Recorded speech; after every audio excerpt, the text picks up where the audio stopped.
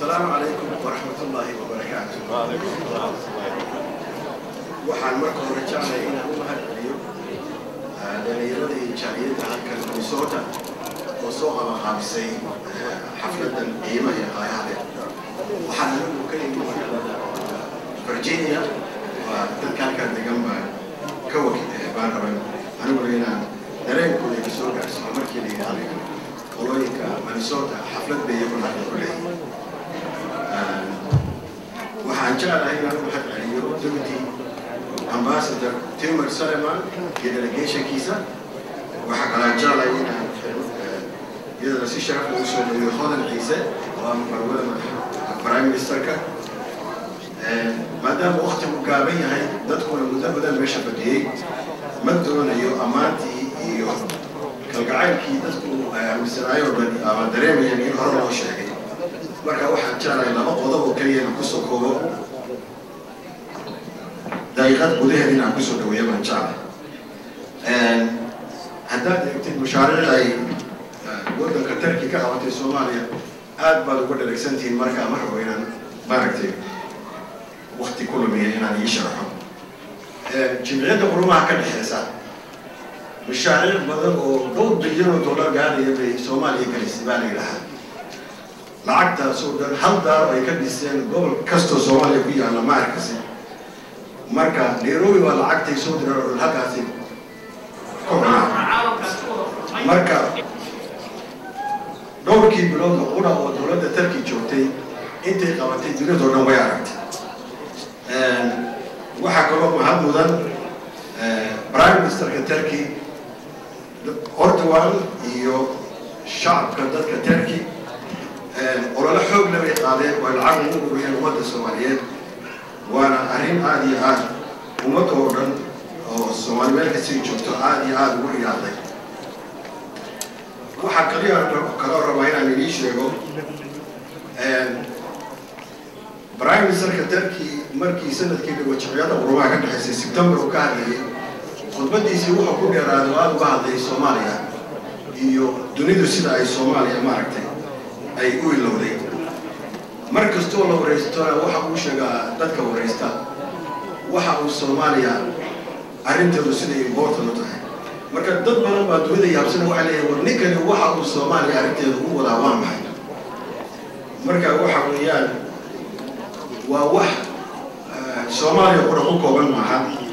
haddaad eegtid waddanka Falastiin Gaza 2009 markii dunida oo dhan ay u kala weyday oo la baabiyey waddanka kaliya oo kacay oo Prime Ministerkooda dunida oo dhan la hadlay isagoo wadamada saaxiibka iyo Mareykanka iyo ay ka mid yihiin kasoo aanan dhag u dhigaynin wuxuu ahaa Dr. Erdogan buu ahaa.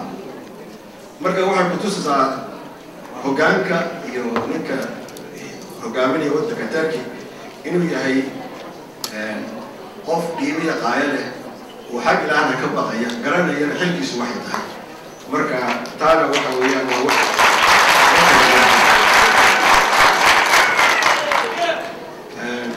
waqti marwasi gaaban yahay. marka waxaan kusoo gabagabeynayaa Deputy Ambassador your Prime Minister's leadership the whole world has noticed not only about the Somali issue but also with regard to the Palestinians and also the relief he has sent to them. We all know what happened and they stand the Turkey government too. So we are very humbled and honored to see a leader of his caliber in the world stage, and we have more hopes for him to also do more things in the world and also restore the dignity of the Islamic people or the Muslim world wherever they are. Inshallah, the people of Somalia are people of great enterprise and entrepreneurs. If you look at East Africa, the economy of East Africa, especially in Kenya, easily, the GDP of Kenya, the Somali community with their business, they have almost made a notable difference in terms of their business activity in the economy of Kenya. Not only that, but also in other countries in East Africa. So has no question in my mind, if peace prevails in Somalia, Somalia will surprise the world. Instead of calling it a failed state, people will say the miracle of Somalia. And that will happen. So the only thing left for us is for Somalis to unite and to also understand that if they don't unite and fight for their survival, because at the way things are going, if Somali people don't unite, it's possible the country might disintegrate. So the June conference in Istanbul is critical. Turkey did their part and everything they could. But unless Somalis do what they need to do, and the unity and the nationalism and the division that has been the Achilles heel of Somali's problem, if they don't understand that, with all the goodwill and all the good gestures and all the friendship of the people of Turkey and the government of Turkey, it will be a futile exercise. We cannot go anywhere unless Somalis help ourselves. So I hope my brothers here and sisters